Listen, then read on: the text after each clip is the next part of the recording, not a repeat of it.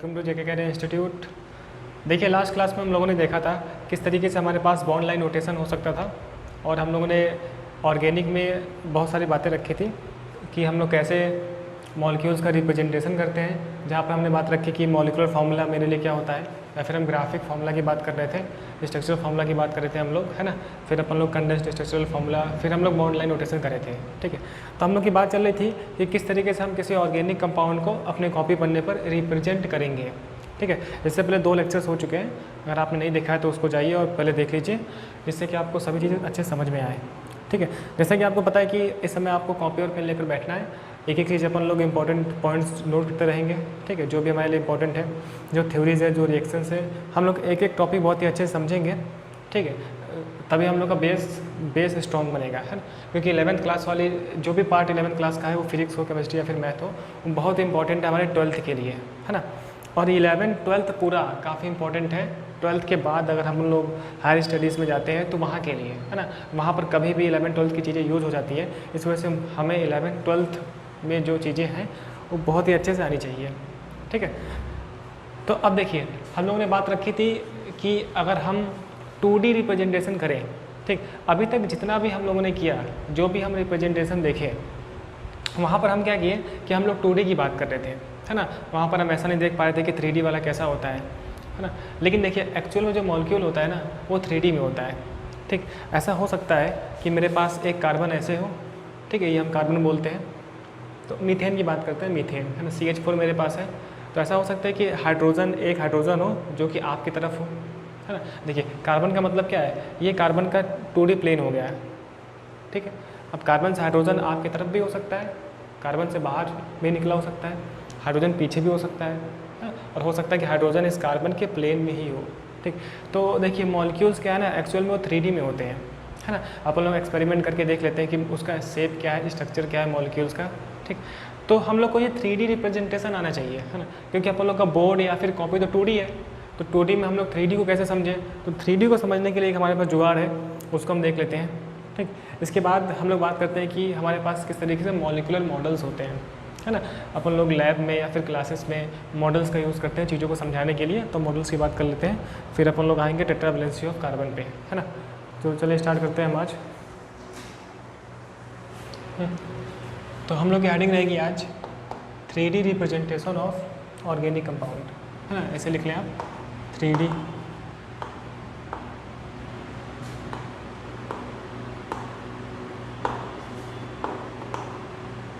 3D representation of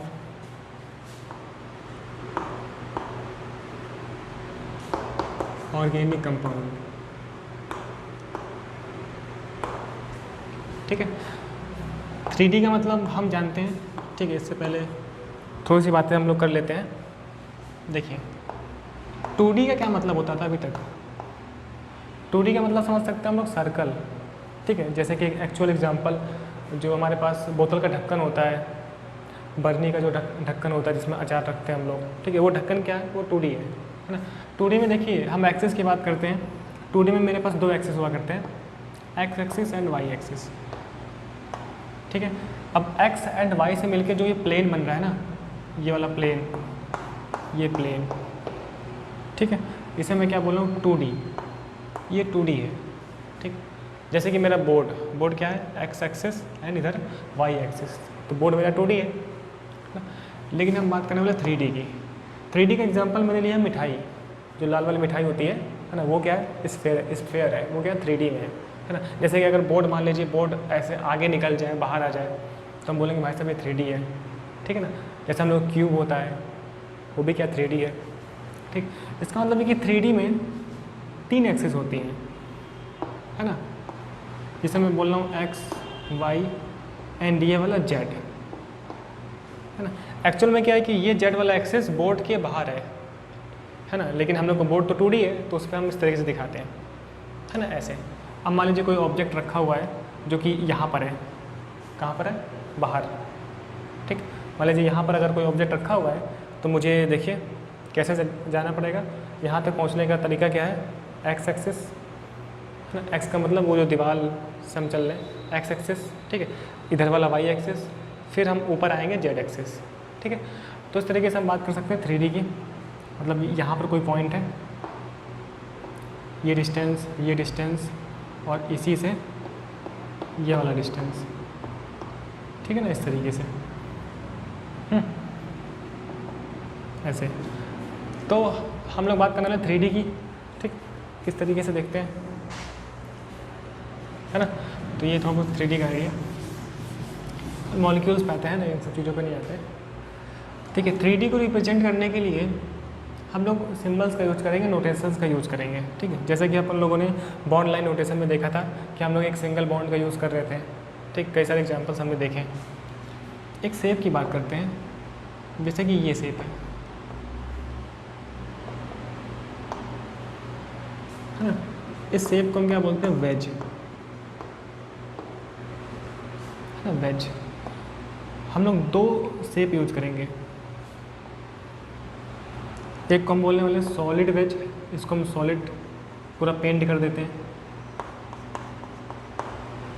ठीक है।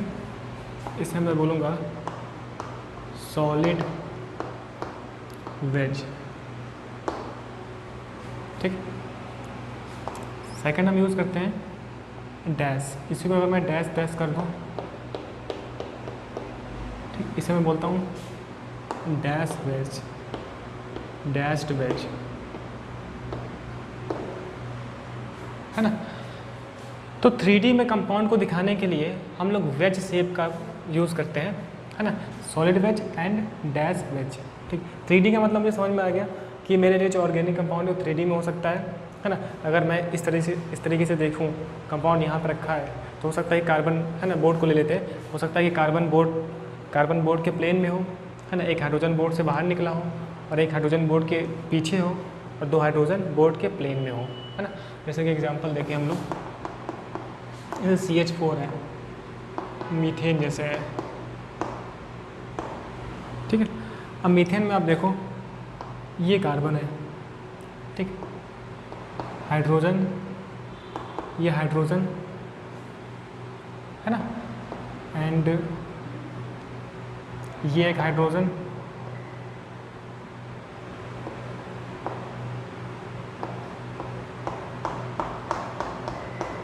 और एक ये हाइड्रोजन, ठीक है। इस तरीके से ऐसे बना देता हूँ, अच्छा लगे।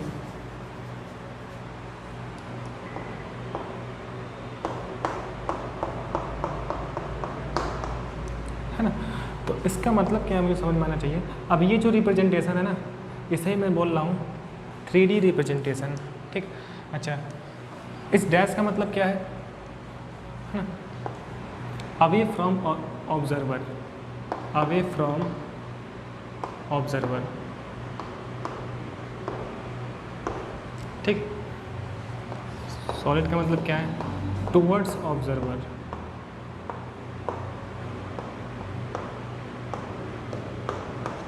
ठीक है। तो यहाँ पे देखें, इस सॉलिड हाइड्रोजन का मीन्स क्या है कि अगर कार्बन इस बोर्ड के प्लेन में हो तो ये वाला हाइड्रोजन बोर्ड के बाहर है ना। मेरा ऑब्जर्वर यहाँ पे खड़ा है, हम यहाँ पे खड़े होकर मॉलिक्यूल को देख रहे हैं, तो ये हाइड्रोजन क्या है, बोर्ड से बाहर निकला हुआ है, ठीक है। और ये डैश्ड हाइड्रोजन का मतलब क्या है कि यह हाइड्रोजन बोर्ड के पीछे है ना। और जो सिंगल बॉन्ड से दिखा है, ये वाला हाइड्रोजन कार्बन के साथ ही बोर्ड के प्लेन में है ना। तो ये हो गया, तो इस समय ये क्या हो गया, away from observer, away from observer, ठीक है। ये क्या है, towards from observer, towards from observer, है ना। और ये दोनों वाले बॉन्ड, है ना, ये किस प्लेन में, बोल प्लेन ऑफ कार्बन, ठीक है। तो अब जब भी हम लोग का 3D यूज़ होगा तो वहाँ पे हम यूज़ क्या करेंगे, सॉलिड वेज या फिर डैश्ड वेज। डैश का मतलब क्या है, away from towards, away from observer. Solid का मतलब क्या है, टुवर्ड्स ऑब्जर्वर, ठीक है ना। ये हो गया मीथेन का मॉलिक्यूल। और सिंगल बॉन्ड का मीन्स क्या है कि ये हाइड्रोजन इस कार्बन के प्लेन में ही है, मतलब बोर्ड के प्लेन में है, बोर्ड पे ही है, ठीक। तो अपन लोग ऐसे यूज़ करते हैं, है ना। तो पहले आप हेडिंग लिख लो, 3D representation of organic compound. इसमें 2 शब्द लिख लेते हैं हम लोग, फिर आगे बढ़ते हैं, है ना। चलिए लिखना स्टार्ट करिएगा। लिखिएगा इन 3D representation, in 3D representation, in 3D representation we use wedge shape, we use wedge shape for represent organic compound। ठीक है, एक बार फिर से बोलते हैं, in 3D representation we use wedge shape, है ना, ऐसे wedge shape for represent organic compound. ठीक है, next point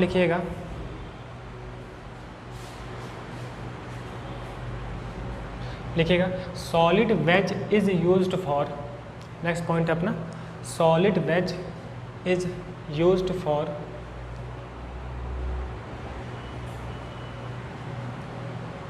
solid wedge is used for observing, solid wedge is used for observing towards observer, solid wedge is used for observing towards observer, है ना। Next point लिखेंगे हम लोग, next point, ठीक, dashed wedge, dashed wedge is used for observing, dashed wedge is used for observing away from observer, is used for away from observer, है ना, is used for away from observer।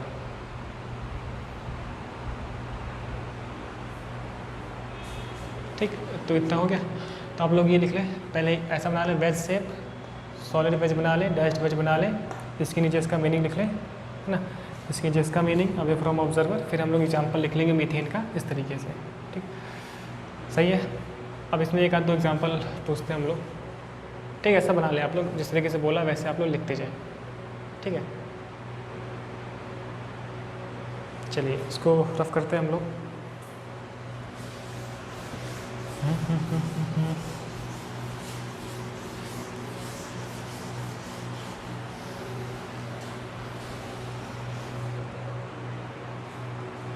जैसे एक example हम लोग देखें, एक example और बनाएंगे हम लोग।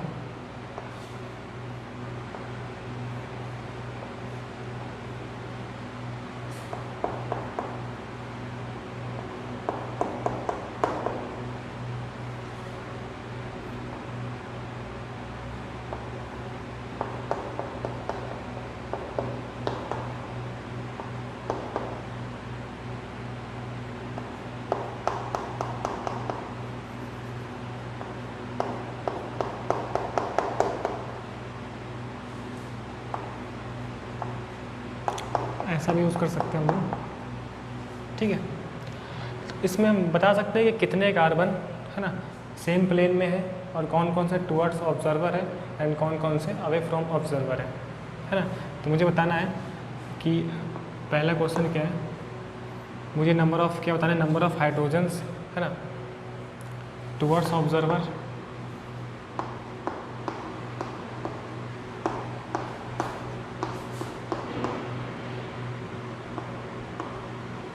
और मुझे बताना है अवे फ्रॉम ऑब्जर्वर, है ना, away from observer and same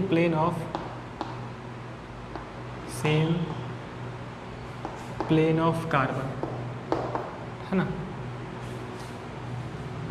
ठीक, ये बताना मुझे। तब देखो कैसे बताएंगे। मुझे बता, यहाँ कार्बन है, यहाँ पर भी कार्बन है, ये भी कार्बन, ये भी कार्बन, ये भी कार्बन, यहाँ भी कार्बन एंड ये भी कार्बन, 1 2 3 4 5 6 कार्बन है। ठीक है ना। इस वाले कार्बन से दिख रहा है आपको, कार्बन मैंने लिखा है, हाइड्रोजन का मैंने शो नहीं किया, इसका मतलब कि 2 हाइड्रोजन इस तरीके से सिंगल बॉन्ड से हैं, है ना। एक हाइड्रोजन दिखा रहा है कि वो डैश से है। ठीक है, इसका मतलब कि सेकंड वाला हाइड्रोजन सिंपल सिंगल बॉन्ड से है। यहाँ पर देखिए दोनों सिंगल बॉन्ड से। यहाँ पर मुझे दिखा रहा है एक सॉलिड वेज से है, एक सॉलिड वेज वाला हाइड्रोजन है एंड एक सिंपल हाइड्रोजन है, सिंगल बॉन्ड से लगा हुआ है। मुझे यहाँ पे क्या दिख रहा है, दोनों हाइड्रोजन सिंगल बॉन्ड से लगे हुए हैं, है ना। और यहाँ पर मुझे क्या दिख रहा है, तो देखिए ऐसे भी यूज़ करते हैं हम लोग, उसकी वजह कन्फ्यूज ना होइएगा। ये H और मैं ऐसे भी यूज करता हूँ, ठीक है, ये वाला हाइड्रोजन, ठीक, इस तरीके से। तो हम लोग काउंट कर सकते हैं ना। देखिए टूवर्ड्स ऑब्जर्वर कौन कौन से सॉलिड वाले, जैसे देखिए 1 2 ही कार्बन है, 2 हाइड्रोजन है, 2 हाइड्रोजन टूवर्ड्स ऑब्जर्वर, है ना। अवे फ्रॉम ऑब्जर्वर देखिए 1 2 ये भी है, देखिए 1 2, इस तरीके से समझने के लिए हम लोग कर रहे हैं, है ना। सेम प्लेन में कितने हैं, देखिए 1 2 3 4 5 6 7 8 हाइड्रोजन है जो कि सेम प्लेन में है, 8 हाइड्रोजन है जो कि सेम प्लेन में है, ठीक है ना। 2 to 4 4 to 6 एंड 7 तो है, 1 2 3 4 5 6 7 8, है ना। यहाँ पर 2 to 4 6 7 8, ठीक है, इस तरीके से। तब तो हम लोग देख लेंगे ना कि डैश का मतलब अवे फ्रॉम, सॉलिड का मतलब टूवर्ड्स, है ना, एंड सिंपल सिंगल बॉन्ड का मतलब same plane of the board, है ना, same plane of the paper जिस पे हम लोग लिख रहे हैं, या फिर same plane of the carbon, ठीक है। ये चीज़ इसको ज़रा कॉपी कर ले, फिर हम आगे बढ़ते हैं, ठीक है। तो अपना नेक्स्ट टॉपिक देखते हैं हम लोग, कॉपी कर लिया।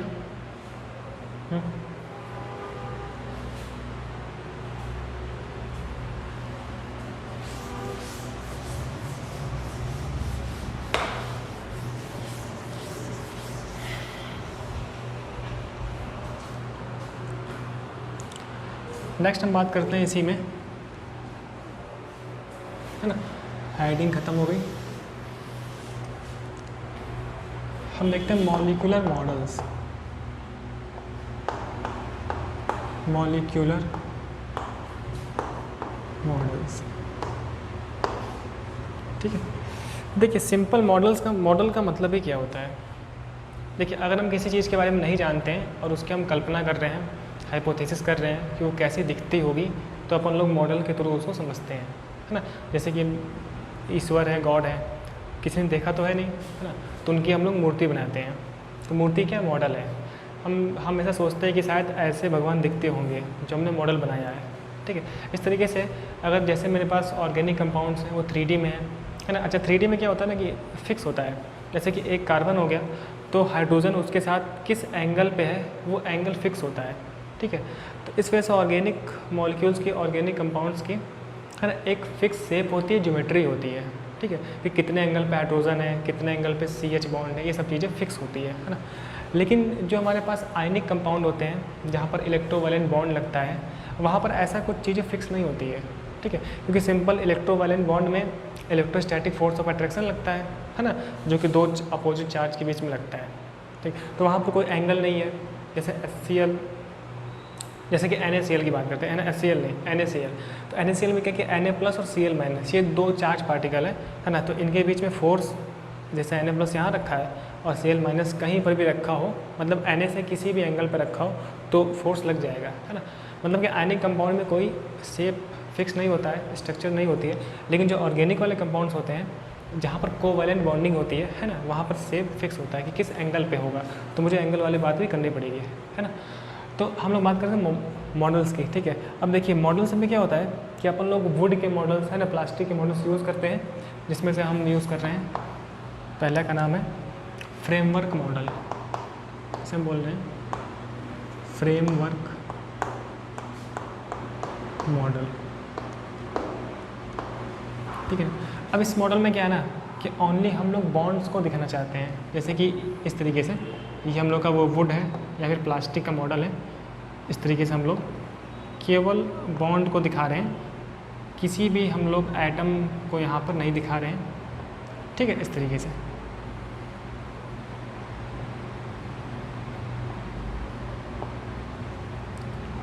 ठीक, इसको थोड़ा सा अच्छे से बना दें।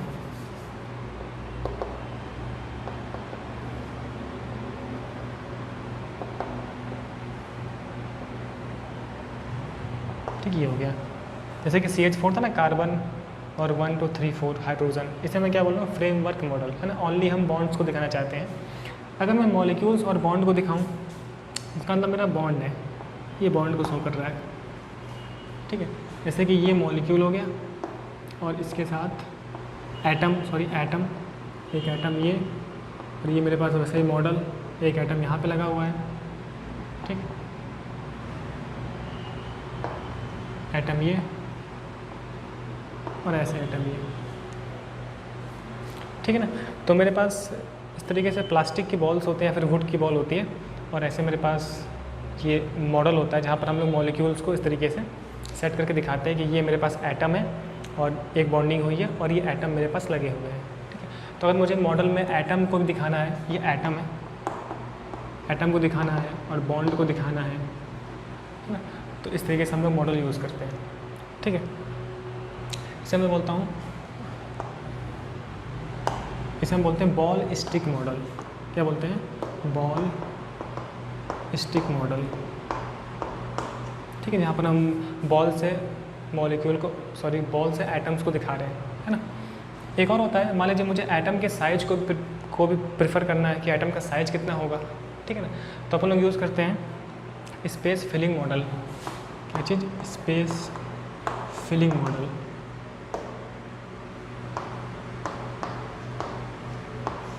ठीक। अब स्पेस फिलिंग मॉडल का मतलब क्या है, मुझे एटम के साइड को भी कंसीडर करना है। तो मान लीजिए ये एटम, ये बड़ा हो गया, ये भी बड़ा हो गया, ये भी बड़ा, ये भी बड़ा और ये भी बड़ा, तो किस तरीके से दिखेगा, देखिए कुछ ऐसा दिखेगा, देखिए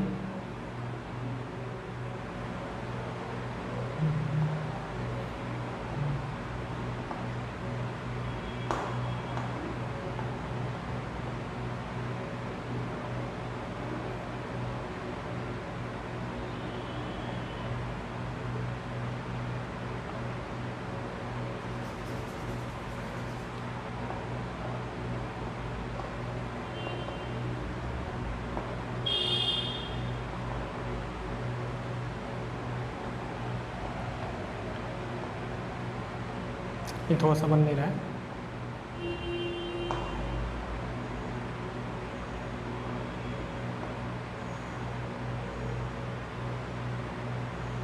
ठीक, कुछ इस तरीके से, है ना, ऐसे। तो इसे मैं क्या बोल रहा हूँ, स्पेस फिलिंग मॉडल, जहाँ पर मुझे एटम के साइड को भी कंसीडर करना है और साथ ही साथ बॉन्डिंग को भी, है ना। दरअसल ये वो 4 एटम है, 1 2 3 4, ये वाले 1 2 3, ये 4, है ना। यानी बीच वाला एटम ये है जो बड़ा सा है साइज में, ठीक। तो इस तरीके से आप लोग मॉलिक्यूलर मॉडल्स का यूज़ करते हैं, है ना। तो हेडिंग लिख लें और 2-4 लाइन लिख लेते हैं इसमें हम लोग, फिर आगे बढ़ते हैं, ठीक है। तो हेडिंग अपने लिखा मॉलिक्यूलर मॉडल, इसमें लिखिएगा पहले वो एक पॉइंट लिख लीजिएगा, molecular models are physical devices, molecular models are physical devices that are used for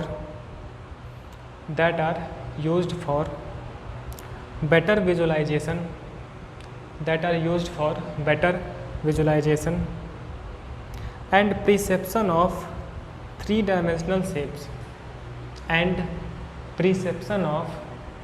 three-dimensional shapes of organic molecules, है ना। Molecular models are physical devices that are used for better visualization and perception of 3 dimensional shapes of organic molecules, ठीक है। देखिए पहले heading लिखेंगे हम लोग framework model. क्या लिखेंगे हम लोग, फ्रेमवर्क मॉडल। चाहो तो आप डायग्राम बना लो, उसके बाद लिखते हैं हम लोग, ठीक है ना। इसमें लिखिएगा in the framework model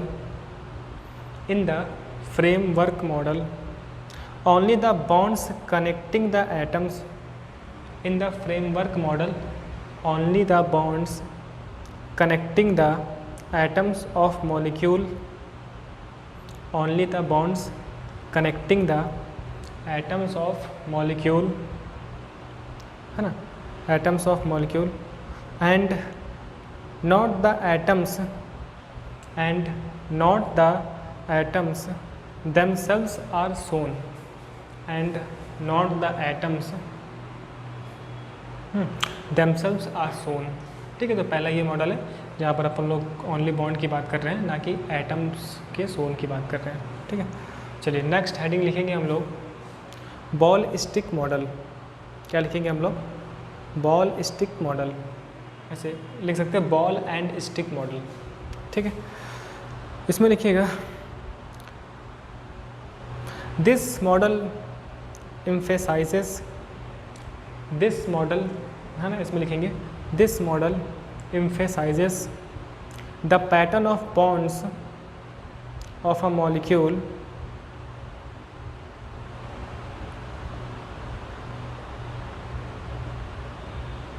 sorry जो बोला वो लिखना ही नहीं है ना। हेडिंग लिखेंगे हम लोग बॉल एंड स्टिक मॉडल।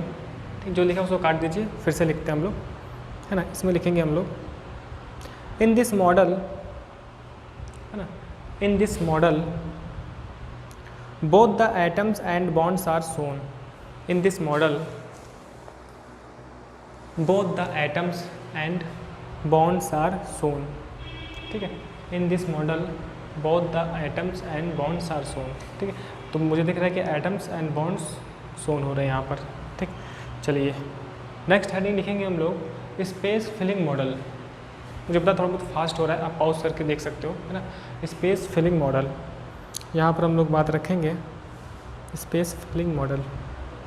ठीक है, इसमें लिखिए the space filling model, the space filling model emphasizes the relative size of each atom, है ना। the space filling model emphasizes the relative size of each atom, relative size of each atom, है ना, based on its each atom based on its van der Waal radius, based on its van der Waals radius, van der Waals radius, है ना। Bonds are not shown in this model, bonds are not shown in this model. ठीक है, bonds are not shown in this model. ठीक है ना। तो अभी तक हम लोगों ने बात करी कि 3D मॉलिक्यूल्स की किस तरीके से 3D मॉलिक्यूल का विजुलाइजेशन हो सकता है ना। कैसे अपन लोग वेज और solid wedge and dashed wedge का यूज़ करते हैं मॉलिक्यूल को रिप्रेजेंट करने के लिए, 3D मॉलिक्यूल को, है ना। एंड 3D मॉलिक्यूल को अपन लोग फिजिकली ऑब्जर्व करने के लिए किस तरीके से हम लोग मॉडल्स का यूज़ करते हैं, जहाँ पर हमने बात करी कि फ्रेमवर्क मॉडल, है ना, and ballistic model and space filling model. ठीक, चलिए इसमें एक वर्ड आया था वान डेर वाल, है ना, जो कि अपन लोग पीरियोडिक टेबल में पढ़ लेते हैं, है ना। Van der Waal force of attraction की बातें करते हैं हम लोग, वान डेर वाल रेडियस की बात करते हैं, है ना। ठीक, ये चीज़ें हैं। चलिए नेक्स्ट टॉपिक हम देखते हैं आज ही। ठीक, आई होप आप लोग बोर नहीं हुए होंगे, है ना। दरअसल क्या है कि छोटी वीडियोस ज़्यादा रखने का कोई मतलब नहीं है ना। अपन लोग एक वीडियो में कम से कम 3-4 टॉपिक ख़त्म कर लें, फिर आगे बढ़ते हैं हम लोग। अगर आप थक चुके हो तो वीडियो पॉज करके पानी नहीं पी लो, ठीक है, फिर आगे बढ़ते हैं हम लोग।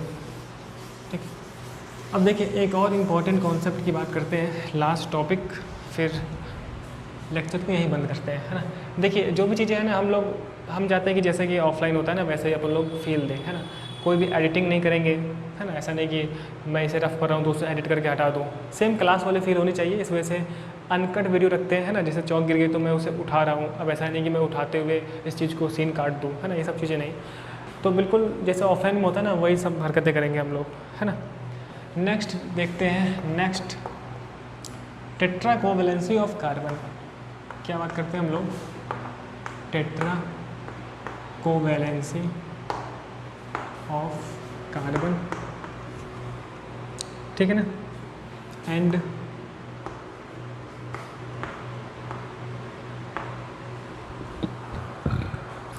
Sorry shape of organic compound.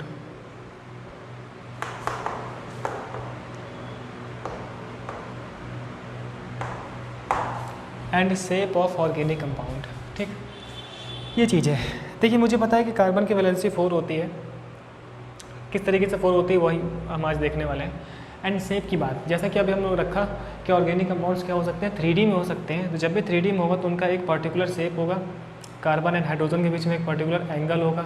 ठीक है, किस तरीके से हम लोग ये बता पाएंगे, चीज़ें एक्सप्लेन कर पाएंगे, समझा पाएंगे कि भाई साहब अगर ये कंपाउंड मीथेन है तो इसका शेप क्या होगा, है ना, या फिर इथेन का शेप क्या होगा। ठीक है, उसी पर बात करने वाले हैं।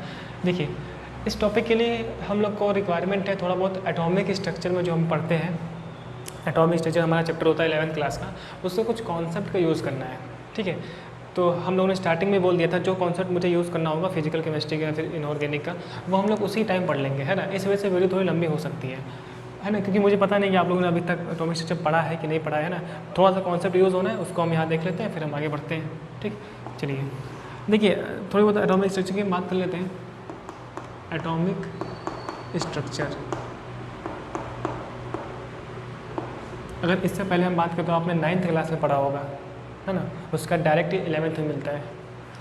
मुझे पता है कि मेरे पास सब्सटेंस होते हैं, मैटर होते हैं, है ना। मैटर्स का फॉर्मेशन कैसे होता है, एटम से, है ना।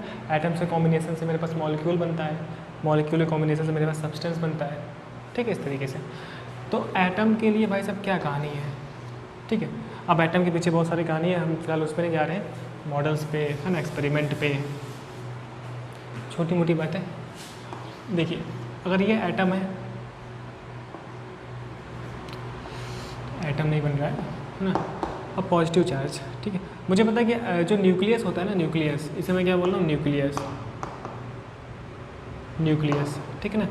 अब न्यूक्लियस के अराउंड सर्कुलर ऑर्बिट होता है ना, एंड इस ऑर्बिट में मेरे पास इलेक्ट्रॉन्स होते हैं। ठीक, ये बात हम जानते हैं। ठीक है, मेरा क्या न्यूक्लियस है, जो ये सर्कुलर ऑर्बिट्स होते हैं, सर्कुलर ये जो पाथ है, इस सर्कुलर पाथ को मैं क्या बोलता हूँ, ऑर्बिट। दिस सर्कुलर पाथ है ना इज नोन एज ऑर्बिट, या फिर इसी को मैं बोलता हूँ सेल। क्या बोलते हैं, सेल। ठीक है, तो कहानी मुझे क्या समझनी है उसको हम देखते हैं। कहानी मुझे ये समझना है कि भाई साहब इलेक्ट्रॉन्स कहाँ पे हैं, है ना। तो सबसे पहले क्या होता है, मेरे पास सेल होता है, सेल या फिर ऑर्बिट, है ना। अब ये सारी चीज़ें हम लोग एटॉमिक स्ट्रक्चर में पढ़ेंगे भी। ठीक है, सेल के अंदर, अब सेल को अपन लोग KLMN से शो करते हैं, है ना, आपने पढ़ा हुआ KLMN, इस तरीके से, है ना। अब देखिए सेल के अंदर ना सब सेल होता है ना। ये चीज़ 9th क्लास में नहीं बताई जाती है ना, ये हम लोग 11th क्लास में पढ़ते हैं। अब सब सेल में हम होता है SPDF, ठीक है। सेल के अंदर क्या, सब सेल। अब देखिए सब सेल हम SPDF होते हैं, 4 सब सेल होते हैं, है ना। डिटेल से हम बात करेंगे एटॉमिक स्ट्रक्चर में। अब ये हम लोग क्या लिखते हैं, स्मॉल लेटर में लिखते हैं ना, SPDF। अब हर सब सेल के अंदर ना कमरे होते हैं, है ना। कमरे का मतलब ऑर्बिटल, इसके बाद क्या होता है, ऑर्बिटल होता है, ऑर्बिटल, ठीक है ना। और इस ऑर्बिटल के अंदर क्या होते हैं भाई साहब, इलेक्ट्रॉन। ठीक, तो मुझे थोड़ा बहुत आइडिया लेना है कि जैसे कि S सब सेल हुआ, है ना, S सब सेल, है ना। अब ये चीज़ें फिक्स होती हैं कि S सब सेल में एक ऑर्बिटल होता है। ये क्या है, इसे मैं बोल रहा हूँ ऑर्बिटल। ऑर्बिटल को ऐसे हम शो करते हैं कि स्क्वायर ब्रैकेट से, ये है ऑर्बिटल। और अपनी जनरल भाषा में बोलते हैं हम कमरा, है ना, इसके पास कमरा है। अब इस कमरे के अंदर ना एक ऑर्बिटल में मैक्सिमम 2 इलेक्ट्रॉन्स हो सकते हैं, है ना। ये सारी बातें कहाँ की, एटॉमिक स्ट्रक्चर की, है ना, जो मैं बता रहा हूँ आपको सुनना है, ठीक है ना। सब सेल के अंदर क्या, ऑर्बिटल, एंड एक ऑर्बिटल में 2 इलेक्ट्रॉन्स हो सकते हैं, है ना। अब इसका मतलब क्या है कि ये इलेक्ट्रॉन की स्पिन को बता रहा है कि एक इलेक्ट्रॉन क्लॉकवाइज घूम रहा है and second electron anti clockwise घूम रहा है। तो उसे हम ऐसे spin up and spin down करके शो करते हैं, ठीक। फिलहाल अभी हमारे लिए मुद्दे क्या बात है कि भाई साहब सब सेल के अंदर कितने ऑर्बिटल होते हैं, ठीक है। S सब सेल के अंदर एक ऑर्बिटल, ऐसे P सब सेल के अंदर, P सब सेल के अंदर 3 ऑर्बिटल। कितने भाई साहब, 3 ऑर्बिटल, ठीक है ना। मुझे पता है कि एक ऑर्बिटल में मैक्सिमम 2 इलेक्ट्रॉन्स हो सकते हैं, इसका मतलब कि 3 ऑर्बिटल में मैक्सिमम 6 इलेक्ट्रॉन होंगे, है ना। अगर मुझे इलेक्ट्रॉन को फिल करना हो, जैसे कि हम कॉन्सेप्ट की बात करते हैं इलेक्ट्रॉनिक कॉन्फ़िगरेशन, है ना। इलेक्ट्रॉनिक कॉन्फ़िगरेशन का भी थोड़ा बहुत काम पड़ेगा, यूज़ होगा, ठीक है। तो किस तरीके से हम लोग का सब सेल में ऑर्बिटल्स में इलेक्ट्रॉन का डिस्ट्रीब्यूशन है, इसे मैं क्या बोल रहा होता हूँ, इलेक्ट्रॉनिक कॉन्फ़िगरेशन, ठीक है। अब देखिए sp हो गया, ऐसे डी में होते हैं 5 सब सेल, सॉरी 5 ऑर्बिटल, है ना। sp हो गया ना। अब बात करते हैं डी की, हालांकि डी इतना भी हमें यूज़ नहीं है। डी सब सेल में कितने हो गए? 5 हो गए, 1 2 3 4 5। तो इसमें मैक्सिमम 10 इलेक्ट्रॉन, ठीक है। ऐसे एफ सब सेल में कितने हो जाएंगे? 7 ऑर्बिटल एंड मैक्सिमम 14 इलेक्ट्रॉन, ठीक है ना। फिर ऐसे कहानी होती है। तो फिलहाल अभी आप ऐसे कॉपी कर लेते हैं, अभी आप कॉपी कर लो, ऐसे बना लो आप, है ना। एटॉमिक स्ट्रक्चर बना लो, ऐसे लिख लो आप हेडिंग वगैरह। न्यूक्लियस हो गया, ऑर्बिट हो गया, है ना। एंड डी वाला पार्ट लिख लो। एंड एस सब सेल में 1 ऑर्बिटल, पी में 3 ऑर्बिटल्स, है ना। डी में कितने ऑर्बिटल्स? अभी मैं ये मान चल रहा हूँ आपने चैप्टर नहीं पढ़ा है ना। डी में 5 ऑर्बिटल, अगर आपने पढ़ा सब कुछ आपको पता ही है। एफ में 7 ऑर्बिटल्स एंड इस तरीके से 14 इलेक्ट्रॉन सी हो गया, है ना। दीज आर मैक्सिमम इलेक्ट्रॉन एंड ये भी क्या है भाई साहब? मैक्सिमम इलेक्ट्रॉन, है ना। यहाँ पर मैक्सिमम इलेक्ट्रॉन 2 है, यहाँ पर मैक्सिमम इलेक्ट्रॉन कितने? 6 हैं, ठीक है। फिल करते हैं अपन लोग, है ना। ये हो गया। जब इसको कॉपी करें, मैं रफ करता हूँ, फिर अपने टॉपिक पे आते हैं, है ना। ठीक, चलिए।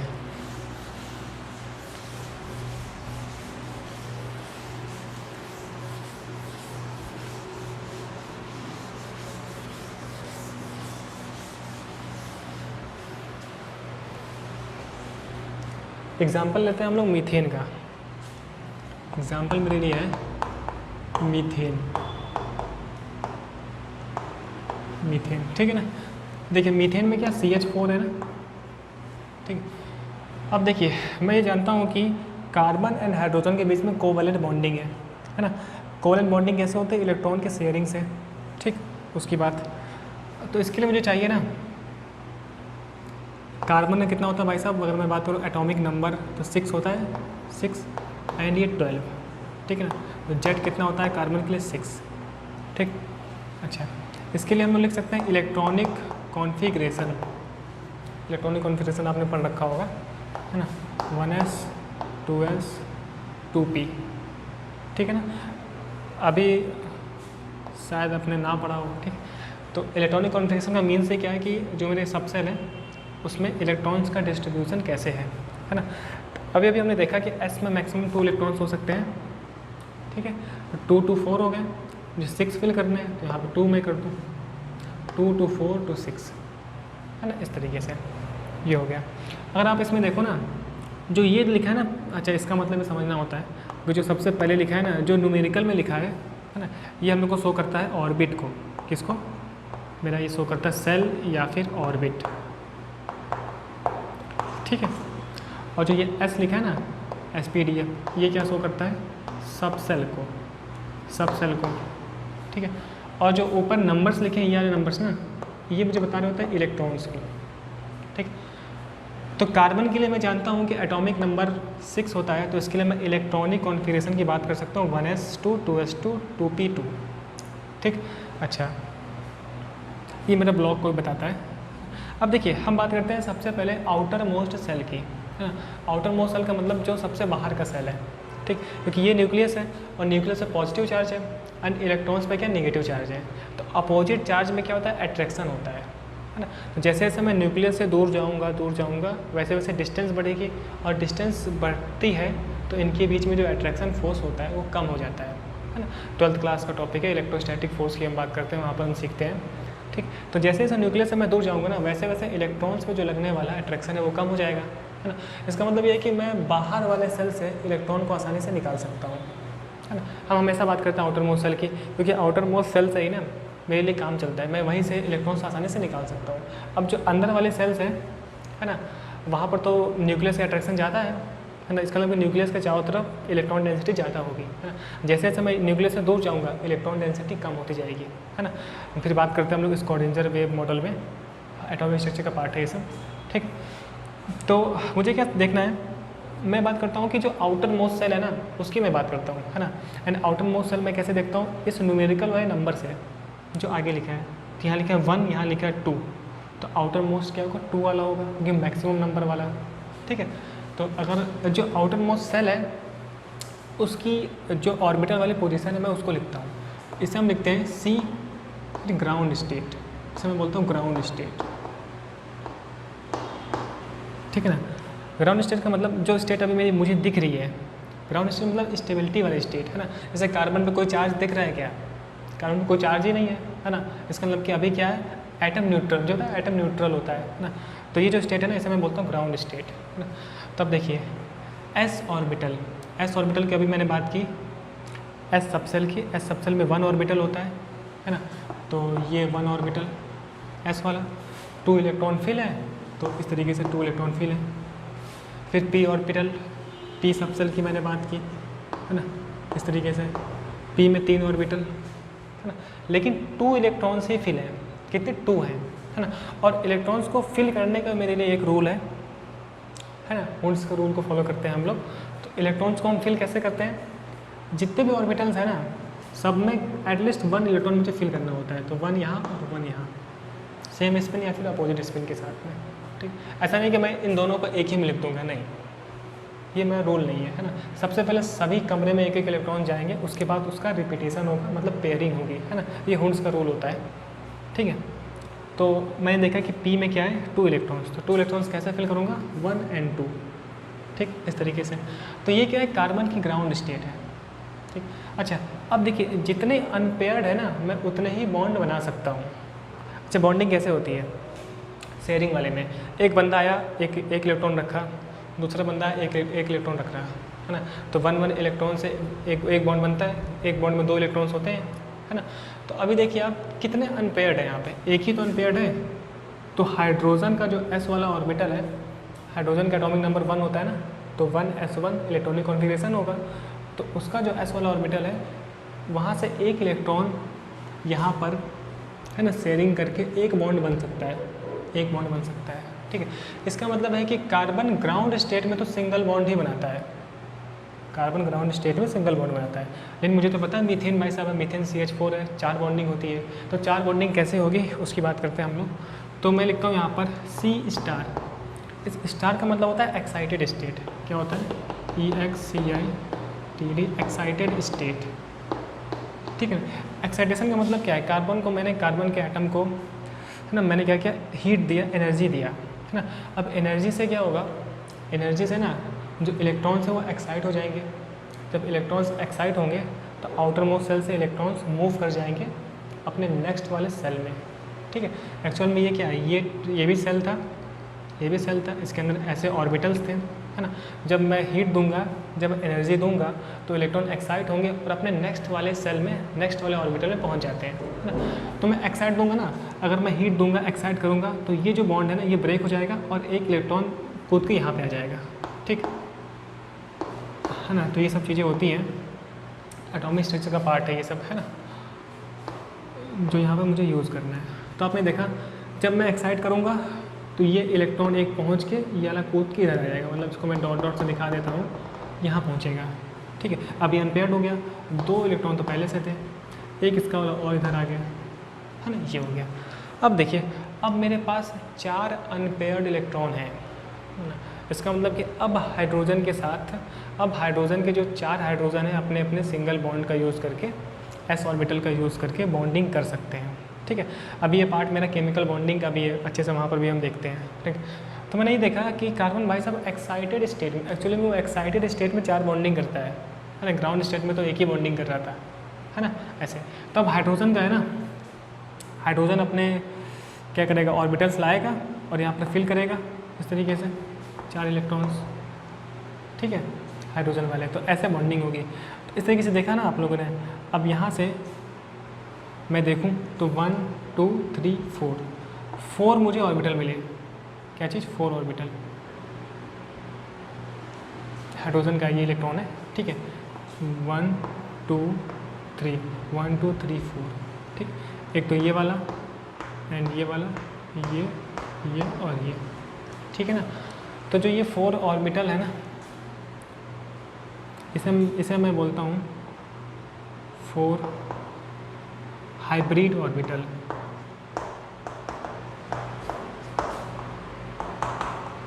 4 हाइब्रिड ऑर्बिटल, ठीक है, इस तरीके से, ठीक। तो ऐसे कार्बन क्या हुआ, 4 बॉन्डिंग किया, है ना। अब मैं यहाँ पर दिखा सकता हूँ कि कार्बन की, अब देखिए हर डबल बॉन्ड का मतलब क्या, एक एक सिंगल बॉन्ड, तो 1 2 3 एंड 4, ठीक है, ऐसे, है ना। चलिए अब इस हाइब्रिड का वर्ड का मतलब क्या है वो हम लोग नेक्स्ट क्लास में देखेंगे, क्योंकि वीडियो बहुत लंबा हो गया है, ठीक। चलिए आज के लिए हमने देख लिया कि टेट्रावैलेंसी कैसे होती है। टेट्रावैलेंसी मैंने ये समझा कॉन्सेप्ट, ठीक है। ग्राउंड स्टेट की बात की हमने, एक्साइटेड स्टेट की बात रखी, है ना।